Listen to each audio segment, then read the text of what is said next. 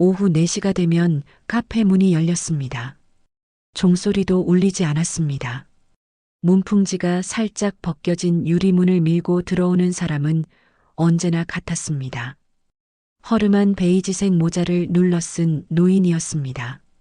등은 약간 굽었고 걸음은 느렸습니다. 손에 든 것은 아무것도 없었습니다. 노인은 카페 안을 둘러보지 않았습니다. 카운터를 지나 창가 구석 테이블로 곧장 향했습니다. 그 자리는 늘 비어 있었습니다. 손님이 많은 날에도 적은 날에도 마찬가지였습니다. 누군가 그곳에 앉으려 하면 사장이 슬쩍 다른 자리를 권했습니다. 저기는 좀 춥거든요. 사장의 말은 거짓이 아니었습니다. 그 자리는 실제로 추웠습니다. 낡은 창틀 사이로 바람이 스며들었고 난방이 잘 닿지 않는 모퉁이였습니다. 하지만 노인은 개의치 않는 듯 했습니다. 조용히 의자를 빼고 앉았습니다. 모자는 벗지 않았습니다. 카페 안은 오후의 햇살로 가득했습니다. 창밖으론 은행나무 잎이 노랗게 물들어 있었습니다. 바람이 불 때마다 잎이 떨어졌고 보도 위로 그림자가 흔들렸습니다. 하지만 노인은 창밖을 보지 않았습니다. 그의 시선은 한 곳에 고정되어 있었습니다. 카페 한가운데 벽 쪽에 기대어 선 피아노였습니다. 검은 페인트가 군데군데 벗겨진 업라이트 피아노였습니다. 건반 덮개는 닫혀 있었고 그 위엔 먼지가 얇게 쌓여 있었습니다. 누군가 올려둔 화분 하나가 덮개 위에서 시들어가고 있었습니다. 조명도 닿지 않는 구석이라 피아노는 언제나 어둠 속에 있었습니다. 노인은 그 피아노를 바라보았습니다. 미동도 없이 한참을 바라보았습니다. 손은 무릎 위에 가지런히 놓여 있었습니다. 손등엔 얼룩덜룩한 반점이 있었고 손가락 마디는 굵었습니다. 오른손 검지손가락은 살짝 굽어 있었습니다. 세월이 지나며 굳어버린 모양이었습니다. 사장은 카운터 뒤에서 그 모습을 보고 있었습니다. 또 왔네. 중얼거림은 작았지만 짜증은 숨기지 못했습니다. 사장은 행주로 컵을 닦으며 한숨을 내쉬었습니다. 노인은 매일 왔지만 단 한 번도 주문을 하지 않았습니다. 그저 앉아서 피아노를 보다가 나갔습니다. 1시간, 때론 2시간씩이었습니다. 공짜 의자도 아니고. 사장의 투덜거림에도 노인은 꿈쩍하지 않았습니다. 들리지 않는 것 같았습니다. 아니, 듣고도 신경 쓰지 않는 것 같았습니다. 그렇게 시간이 흘렀습니다. 카페 안은 서서히 소음으로 채워졌습니다. 에스프레소 머신 소리, 의자 끄는 소리, 낮게 깔리는 대화 소리. 손님들은 노트북을 펼치거나 책을 읽었습니다. 누구도 노인을 신경 쓰지 않았습니다. 그는 투명한 사람처럼 풍경의 일부처럼 그곳에 있었습니다. 오후 5시가 넘어서야 노인은 자리에서 일어났습니다. 천천히 조심스럽게 의자를 도로 밀어 넣었습니다. 그리고 테이블 위에 놓인 빈 컵을 들었습니다. 누군가 두고 간 컵이었습니다. 노인은 그것을 카운터 앞 반납대에 가지런히 올려놓았습니다.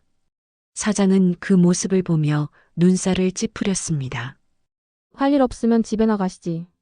말은 퉁명스러웠지만 노인은 대꾸하지 않았습니다. 고개를 살짝 숙이고 문 쪽으로 향했습니다. 그 순간 노인의 시선이 다시 한번 피아노를 향했습니다. 잠깐이었습니다. 하지만 그 눈빛은 달랐습니다.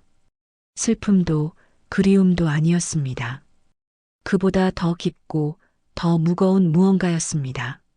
마치 오래전 잃어버린 것을 바라보는 사람의 눈빛이었습니다. 노인은 문을 열고 나갔습니다. 카페는 다시 일상으로 돌아왔습니다. 손님들은 여전히 떠들었고 커피는 계속 내려졌습니다. 아무도 노인을 기억하지 않았습니다. 하지만 피아노는 그 자리에 남아 있었습니다.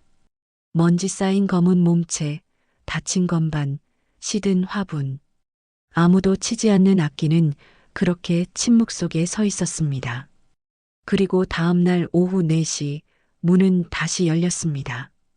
같은 모자, 같은 걸음걸이, 같은 자리. 노인은 또다시 피아노를 바라보기 시작했습니다. 지은이 카페에 들어온 지 일주일이 지났습니다. 그녀는 22살이었습니다.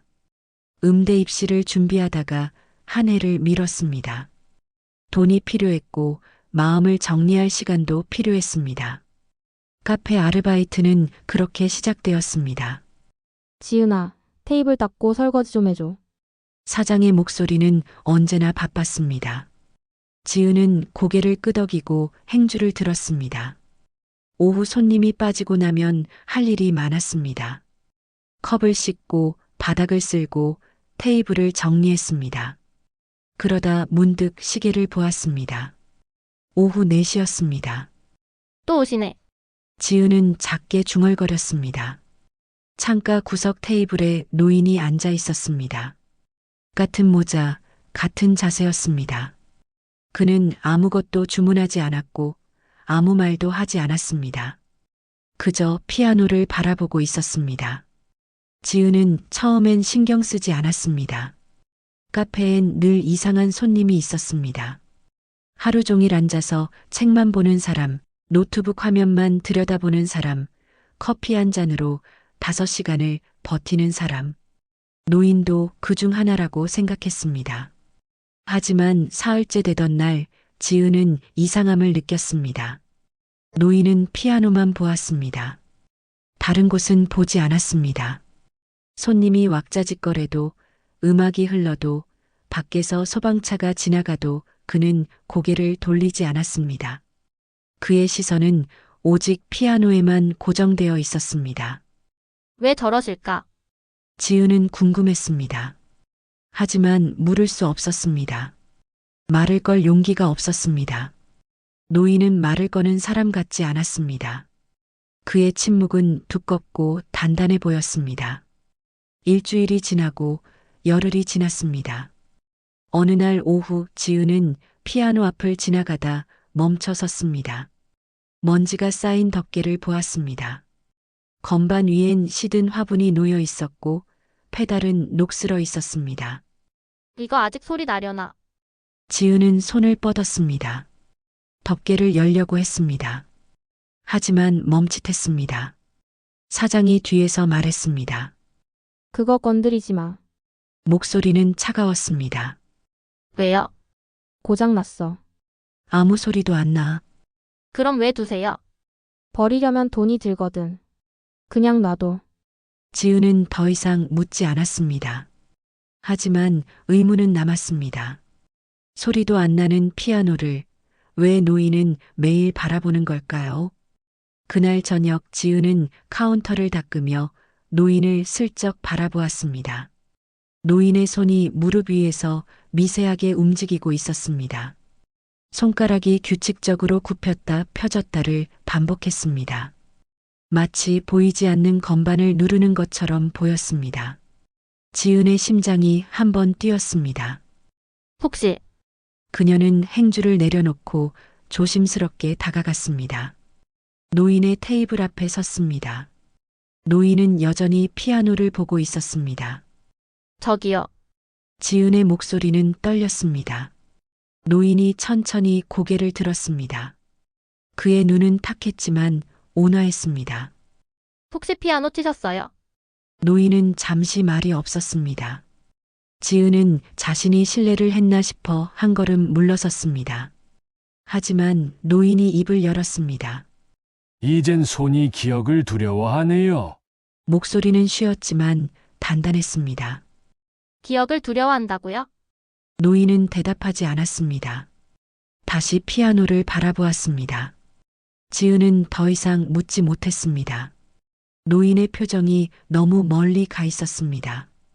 그날 밤 지은은 집에 돌아와 노트북을 켰습니다. 검색창에 피아노 노인 카페를 쳤습니다. 아무것도 나오지 않았습니다. 오래된 피아니스트를 검색했습니다.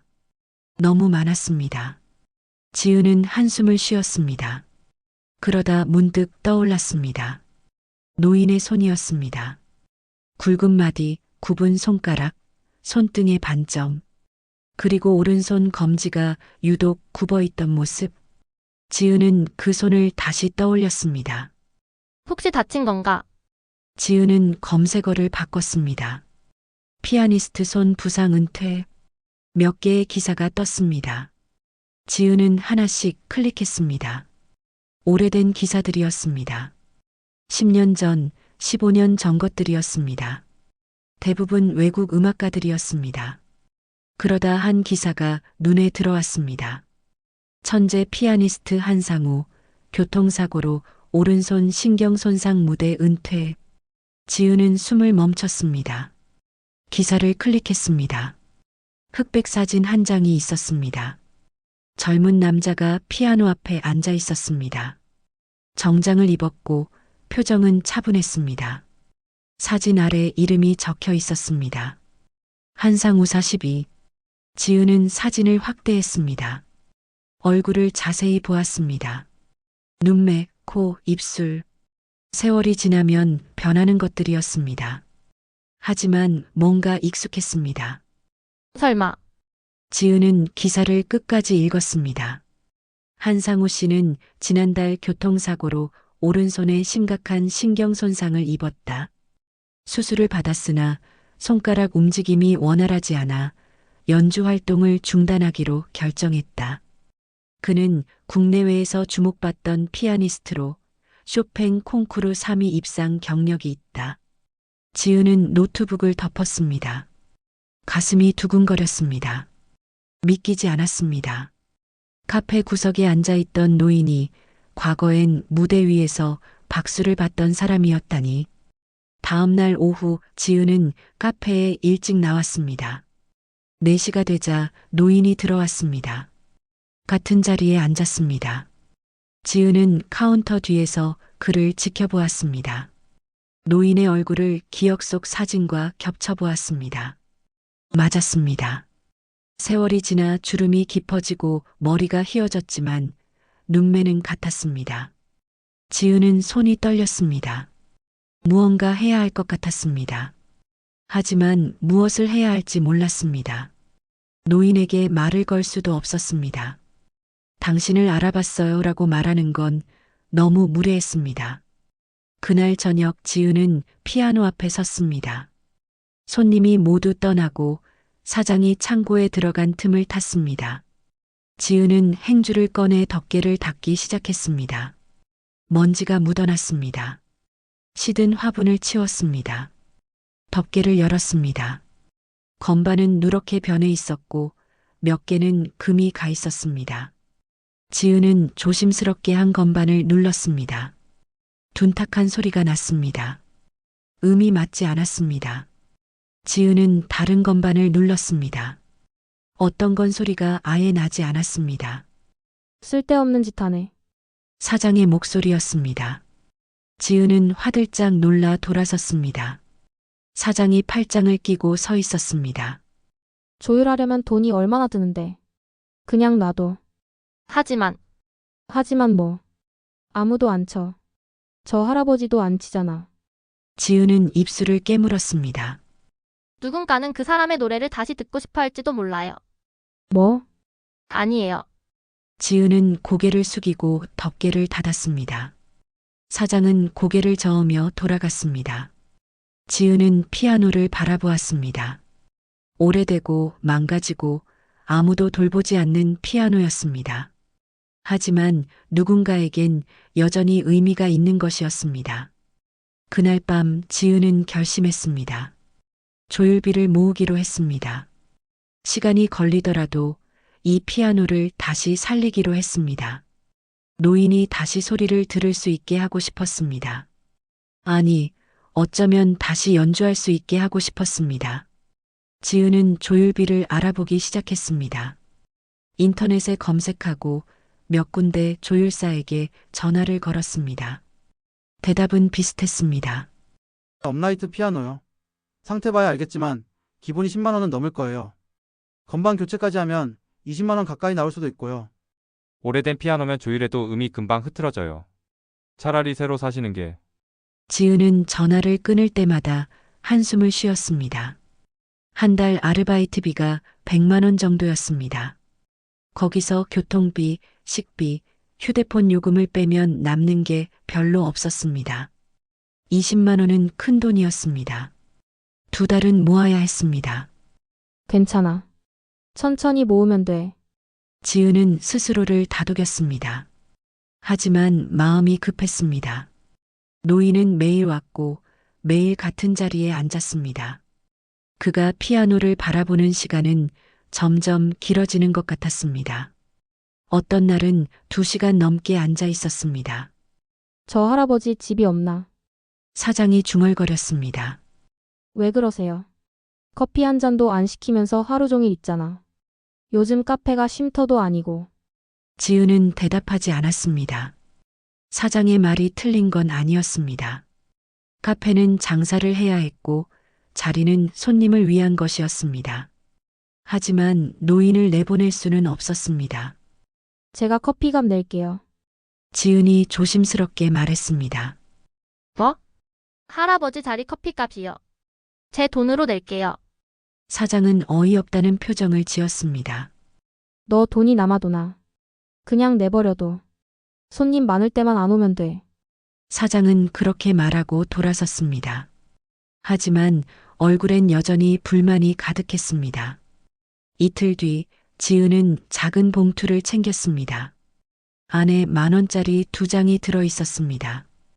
이번 주 생활비에서 아껴낸 돈이었습니다. 점심을 거르고 버스 대신 걸어서 모았습니다. 이것부터 모으자. 지은은 봉투에 피아노 조율비라고 적었습니다. 그리고 사물함 깊숙이 넣어두었습니다. 그날 오후 노인이 들어왔습니다. 지은은 카운터 뒤에서 그를 바라보았습니다.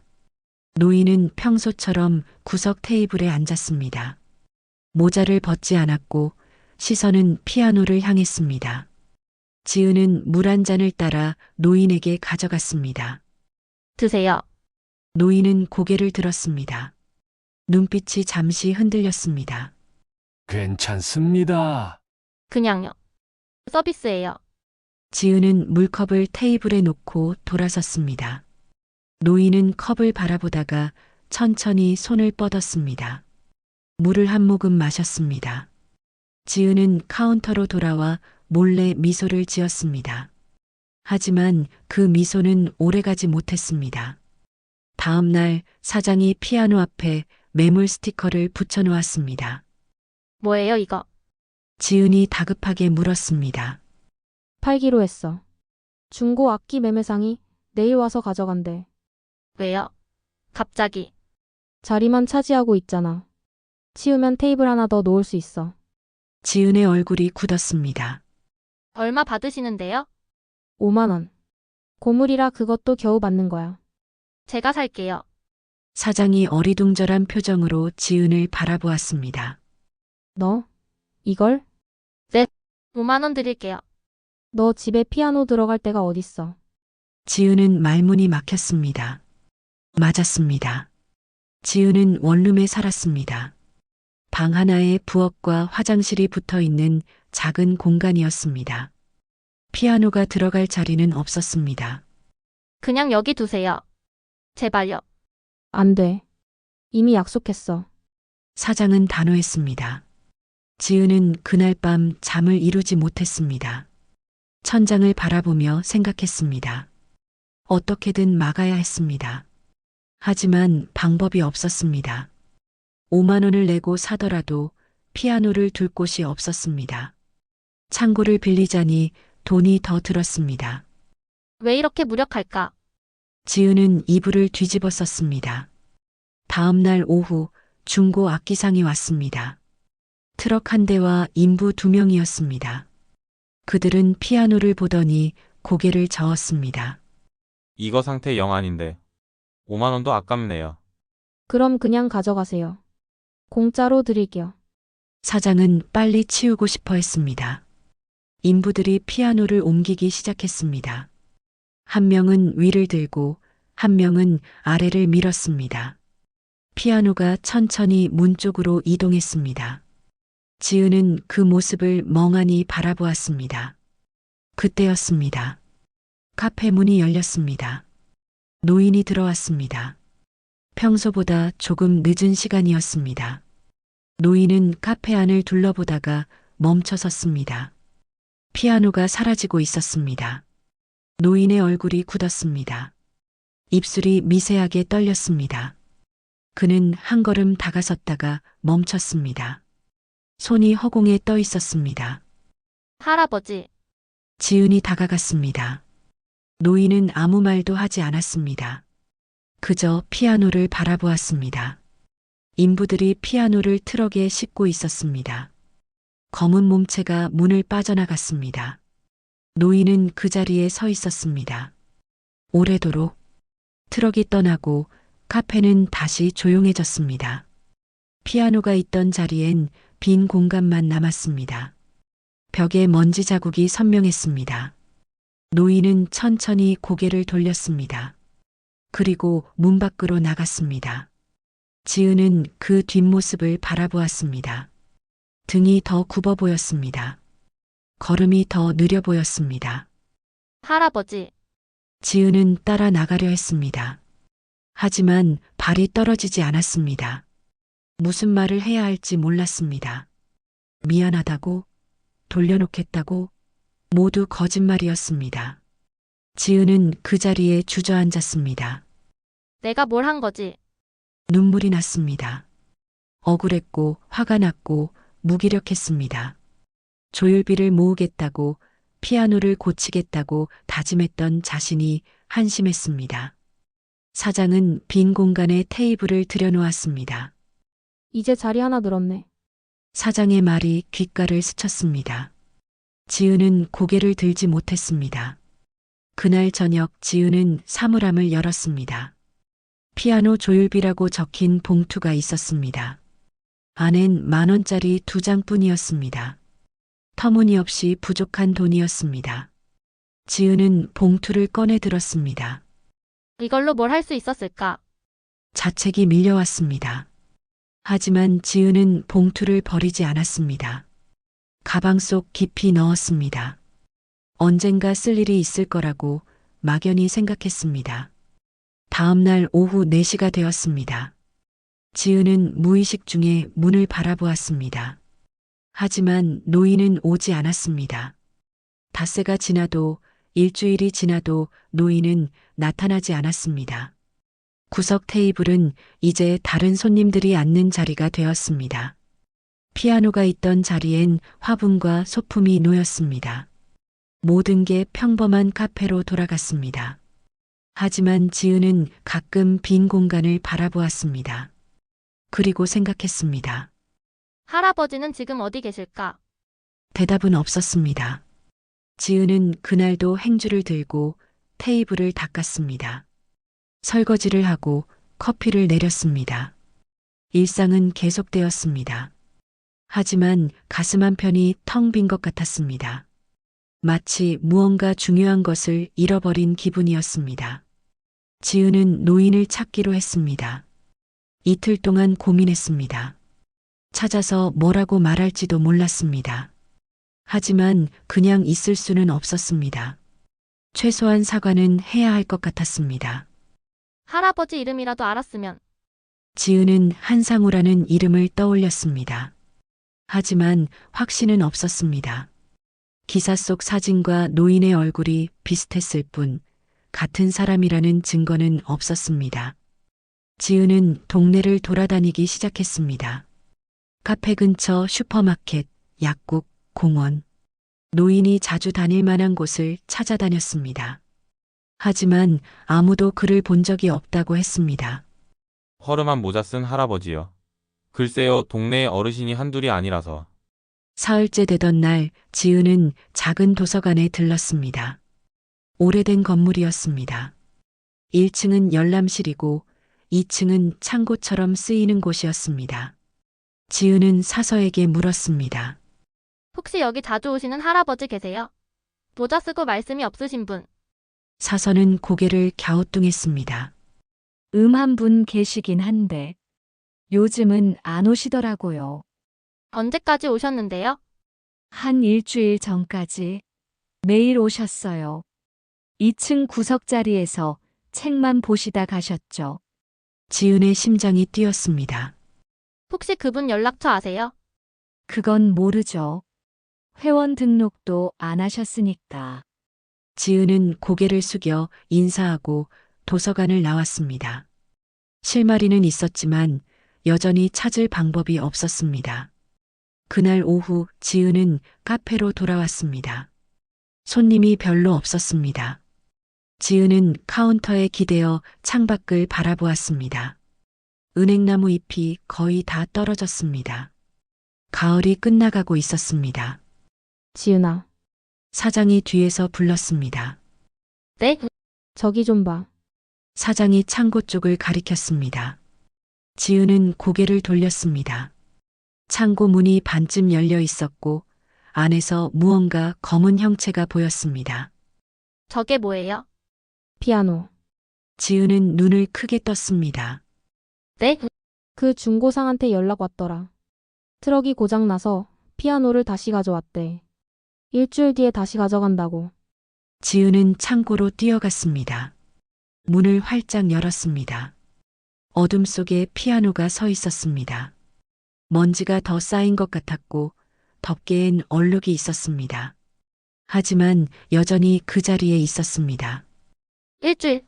지은은 중얼거렸습니다. 일주일이면 다시 사라질 것이었습니다. 하지만 지금은 여기 있었습니다. 할아버지한테 알려야 해. 지은은 다시 밖으로 나갔습니다. 다음 날 지은은 카페 앞에 작은 종이를 붙였습니다. 피아노 돌아왔습니다. 일주일 동안 있습니다. 짧은 문장이었습니다. 누가 볼지도 몰랐습니다. 하지만 노인이 지나가다 볼 수도 있을 것 같았습니다. 그날 오후 4시가 되었습니다. 지은은 문을 바라보았습니다. 하지만 노인은 나타나지 않았습니다. 이틀이 지났습니다. 사흘이 지났습니다. 지은은 점점 조급해졌습니다. 시간은 흘렀고 피아노는 곧 다시 떠날 것이었습니다. 닷새째 되던 날 오후 지은은 창고 문을 열고 피아노를 바라보았습니다. 이대로 보낼 순 없어. 지은은 결심했습니다. 피아노를 카페 안으로 다시 들여놓기로 했습니다. 사장이 뭐라고 하든 일주일만이라도 원래 자리에 두고 싶었습니다. 사장님 도와주세요. 뭘? 피아노 다시 안으로 옮기고 싶어요. 사장은 미간을 찌푸렸습니다. 너 미쳤어? 일주일 뒤에 또 빼야 하는데. 괜찮아요. 제가 할게요. 지은의 눈빛이 단단했습니다. 사장은 한숨을 쉬었습니다. 알았어, 알았어. 인부 한 명 부를 테니까 같이 옮겨. 그날 저녁 피아노는 다시 제자리로 돌아왔습니다. 벽 쪽 구석, 어둠이 드리운 자리였습니다. 지은은 먼지를 닦고 덮개를 열었습니다. 건반은 여전히 누렇고 금이 가 있었습니다. 지은은 한 음을 눌렀습니다. 둔탁하고 어긋난 소리가 났습니다. 하지만 소리는 났습니다. 아직 살아있네. 지은은 작게 미소 지었습니다. 다음 날 오후 4시 카페 문이 열렸습니다. 지은은 고개를 들었습니다. 노인이었습니다. 허름한 모자, 느린 걸음, 구분 등 모두 그대로였습니다. 노인은 카페 안을 둘러보았습니다. 그리고 피아노를 보았습니다. 노인의 발이 멈췄습니다. 잠시 멍하니 서 있었습니다. 그러다 천천히 피아노 쪽으로 걸어갔습니다. 지은은 숨을 죽였습니다. 노인은 피아노 앞에 섰습니다. 손을 뻗어 덮개를 만졌습니다. 먼지가 묻어났습니다. 노인은 그 손을 바라보았습니다. 이 피아노 아직은 살아있군요. 노인의 목소리였습니다. 지은이 다가갔습니다. 돌아왔어요. 노인은 지은을 바라보았습니다. 눈가에 미세한 떨림이 있었습니다. 고맙습니다. 아니에요. 제가 죄송해요. 그때 막지 못해서. 노인은 고개를 저었습니다. 아닙니다. 어차피 갈 것이었죠. 노인은 다시 피아노를 바라보았습니다. 오랜 시간 동안 말이 없었습니다. 카페는 조용했고 손님도 거의 없었습니다. 그때였습니다. 노인이 천천히 의자를 당겼습니다. 피아노 앞에 앉았습니다. 지은의 심장이 뛰었습니다. 사장도 카운터 뒤에서 몰래 바라보았습니다. 노인은 손을 들어 올렸습니다. 오른손이었습니다. 굽은 검지손가락, 굵은 마디, 손이 공중에서 떨렸습니다. 손이 기억을 두려워한다고 했죠. 지은이 조심스럽게 말했습니다. 노인은 고개를 끄덕였습니다. 그래도 한 번쯤은 노인의 손이 건반에 닿았습니다. 첫 음이 울렸습니다. 삐걱거리는 소리였습니다. 음이 맞지 않았습니다. 하지만 노인은 멈추지 않았습니다. 두 번째 세 번째 느린 리듬이었습니다. 중간중간 끊겼고 어떤 건반은 소리가 나지 않았습니다. 완벽하지 않았습니다. 아니, 완벽과는 거리가 멀었습니다. 하지만 그 불완전한 소리 속에 무언가가 담겨 있었습니다. 세월이 흘러도 지워지지 않은 것, 잃어버렸다고 생각했지만 여전히 남아있던 것. 지은은 눈시울이 뜨거워졌습니다. 카페는 고요해졌습니다. 모두가 숨을 멈췄습니다. 사장도, 구석에 앉아있던 손님도, 지나가던 사람도. 노인의 연주는 3분쯤 이어졌습니다. 마지막 음이 울렸습니다. 여운이 길게 남았습니다. 노인은 손을 내렸습니다. 얼굴엔 눈물이 흘렀습니다. 조용히 소리 없이 고맙습니다. 노인이 다시 말했습니다. 지은은 고개를 숙였습니다. 말이 나오지 않았습니다. 노인은 천천히 일어났습니다. 피아노를 한 번 더 바라보았습니다.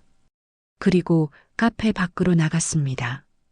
지은은 그 뒷모습을 바라보았습니다. 등은 여전히 굽었지만 걸음은 조금 가벼워 보였습니다. 다음 날 노인은 오지 않았습니다. 지은은 하루 종일 문을 바라보았습니다. 오후 4시가 되면 무의식 중에 고개를 들었습니다. 하지만 문은 열리지 않았습니다. 이틀째도 사흘째도 마찬가지였습니다. 또 안 오시네. 지은은 작게 중얼거렸습니다. 피아노는 여전히 제자리에 있었습니다. 일주일이 지나면 다시 가져갈 것이었습니다. 지은은 매일 먼지를 닦고 덮개를 열어두었습니다. 누군가 치기를 바라면서요. 나흘째 되던 날 아침 카페 문 앞에 편지 한 통이 놓여 있었습니다.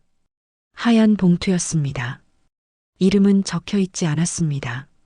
지은은 조심스럽게 봉투를 열었습니다. 편지지는 낡았고 글씨는 떨렸습니다. 피아노는 고쳐서 남겨주세요. 이제 다른 이의 노래가 들릴 차례니까요. 짧은 문장이었습니다. 지은은 편지를 읽고 또 읽었습니다. 글씨를 손끝으로 따라갔습니다. 노인의 떨리는 손이 느껴지는 것 같았습니다. 다른 이의 노래. 지은은 피아노를 바라보았습니다. 그날 오후 지은은 사장에게 말했습니다. 피아노 팔지 말아주세요. 사장은 고개를 저었습니다. 안 돼. 이미 약속했어. 내일 가져간다고 했잖아. 제가 살게요. 너 돈 있어? 없어요. 그런데 모을게요. 지은은 가방에서 봉투를 꺼냈습니다. 피아노 조율비라고 적힌 봉투였습니다. 안에 10,000원짜리 몇 장이 들어 있었습니다. 이거 먼저 드릴게요. 나머지는 할부로 낼게요. 제발요. 사장은 한참 동안 지은을 바라보았습니다. 한숨을 쉬었습니다. 정말 고집이 세네. 부탁드려요. 알았어. 중고상한테 다시 연락해 볼게. 근데 조건이 있어. 뭔데요? 피아노 고치는 거 네가 다 해. 조율비도 수리비도 네가 내는 거야. 나는 한 푼도 안 내. 지은은 고개를 끄덕였습니다. 고맙습니다. 사장은 고개를 돌렸습니다. 하지만 입가에 작은 미소가 있었습니다. 그날부터 지은은 돈을 모으기 시작했습니다. 점심을 거르고 커피 대신 물을 마셨습니다. 버스비를 아끼려고 1시간을 걸어 다녔습니다. 쉬는 날엔 다른 아르바이트를 했습니다. 전단지를 돌리고 설거지를 했습니다. 한 달이 지났습니다. 봉투 안에 10만 원이 모였습니다. 지은은 조율사에게 연락했습니다. 일단 급한 건반만 고쳐주세요. 나머지는 나중에 할게요. 조율사는 일주일 뒤에 왔습니다. 피아노를 보더니 고개를 저었습니다. 이거 정말 오래됐네요. 줄도 끊어지고 해머도 닳았어요. 그래도 소리는 나요. 나긴 하죠. 근데 제대로 조율하려면 돈이 꽤 들 거예요. 괜찮아요. 천천히 할게요. 조율사는 하루 종일 피아노를 만졌습니다. 해가 질 무렵 작업이 끝났습니다. 한번 쳐보세요. 지은은 피아노 앞에 앉았습니다. 손을 올렸습니다. 첫 음을 눌렀습니다. 맑은 소리가 났습니다. 완벽하지는 않았습니다. 여전히 어색한 음도 있었고 삐걱대는 소리도 있었습니다. 하지만 달랐습니다. 살아있는 소리였습니다. 지은은 조금씩 건반을 눌렀습니다. 간단한 멜로디였습니다. 입시 준비할 때 연습하던 곡이었습니다. 손가락이 기억을 따라 움직였습니다. 카페는 조용해졌습니다. 손님들이 고개를 들었습니다. 사장도 카운터 뒤에서 미소를 지었습니다. 지은은 마지막 음을 눌렀습니다. 여운이 남았습니다. 이 소리. 지은은 편지를 떠올렸습니다. 다른 이의 노래가 들릴 차례라는 문장을 떠올렸습니다. 감사합니다, 할아버지. 지은은 작게 중얼거렸습니다. 다음 날부터 카페는 조금씩 달라졌습니다. 손님들이 피아노를 치기 시작했습니다. 처음엔 지은이 쳤습니다. 저녁 시간이 되면 간단한 곡을 연주했습니다. 사람들이 귀를 기울였습니다. 어느 날은 대학생이 와서 쳤습니다. 저도 음대 준비 중이에요. 한 곡만 쳐도 될까요? 지은은 흔쾌히 자리를 내줬습니다. 또 어느 날은 중년 여성이 앉았습니다. 옛날에 배웠던 곡인데 기억나려나? 서툰 연주였지만 따뜻했습니다. 카페는 서서히 소문이 났습니다. 거기 피아노 있는 카페래. 누구나 칠 수 있대. 사람들이 찾아왔습니다. 누군가는 진지하게 연주했고 누군가는 장난스럽게 건반을 두드렸습니다. 완벽한 연주도 있었고 삐걱대는 연주도 있었습니다. 하지만 모두 의미가 있었습니다. 2달이 지난 어느 날 사장이 간판을 바꿨습니다. 선율다방. 새 간판이었습니다. 글씨는 손으로 쓴 듯 투박했지만 따뜻했습니다. 마음에 들어? 사장이 물었습니다. 지은은 고개를 끄덕였습니다. 좋아요. 그 할아버지 생각해서 지은 거야. 지은은 사장을 바라보았습니다. 사장은 어색하게 고개를 돌렸습니다. 괜히 물어봤네. 지은은 작게 웃었습니다. 그날 저녁 지은은 피아노 앞에 앉았습니다. 손님들은 모두 떠나고 카페는 조용했습니다. 지은은 건반을 천천히 쓰다듬었습니다. 할아버지 지금 어디 계세요? 대답은 없었습니다. 하지만 괜찮았습니다. 지은은 한 곡을 연주했습니다. 느린 곡이었습니다. 슬프지도 기쁘지도 않은 곡이었습니다. 그저 담담한 선율이었습니다. 연주가 끝났습니다. 여운이 카페를 채웠습니다. 지은은 자리에서 일어났습니다. 창밖을 보았습니다. 겨울이 왔습니다. 은행나무는 앙상했고 거리엔 눈이 내리기 시작했습니다. 다음엔 봄이 오겠지. 지은은 중얼거렸습니다. 계절은 돌고 돌았습니다. 시간은 흘렀습니다. 하지만 남는 것도 있었습니다. 선율처럼, 기억처럼, 누군가의 진심처럼. 며칠 뒤 카페에 낯선 손님이 들어왔습니다. 중년 남자였습니다. 그는 피아노를 보더니 잠시 멈춰 섰습니다. 여기 한상우 선생님 오셨던 곳 맞나요? 지은은 고개를 들었습니다. 한상우 선생님이요? 네, 제 은사님이세요. 오래전에 피아노를 가르쳐 주셨죠. 남자는 피아노로 다가갔습니다. 선생님이 돌아가셨어요. 한 달쯤 전에. 지은의 가슴이 철렁 내려앉았습니다. 그런데 유품 정리하다가 이 카페 이름이 적힌 메모를 봤어요. 선율다방. 피아노 소리 들을 수 있는 곳이라고. 남자는 미소를 지었습니다. 선생님이 마지막으로 연주하신 곳이 여기였나 봐요. 지은은 아무 말도 하지 못했습니다. 남자는 피아노 앞에 앉았습니다. 한 곡 쳐도 될까요? 선생님이 가장 좋아하시던 곡이에요. 지은은 고개를 끄덕였습니다. 남자의 연주가 시작되었습니다. 부드럽고 따뜻한 선율이었습니다. 카페는 그 소리로 가득 찼습니다. 지은은 눈을 감았습니다. 노인의 얼굴이 떠올랐습니다. 허름한 모자, 굽은 등, 떨리는 손, 그리고 마지막 연주를 마친 뒤 흘렸던 눈물. 고맙습니다, 할아버지. 지은은 마음속으로 말했습니다. 연주가 끝났습니다. 남자는 자리에서 일어나 고개를 숙였습니다. 좋은 곳이네요. 선생님도 좋아하셨을 것 같아요. 남자가 나간 뒤 지은은 피아노 앞에 섰습니다. 편지를 다시 꺼내 읽었습니다. 피아노는 고쳐서 남겨주세요. 이제 다른 이의 노래가 들릴 차례니까요. 남겨줬어요. 지은은 편지를 조심스럽게 접었습니다.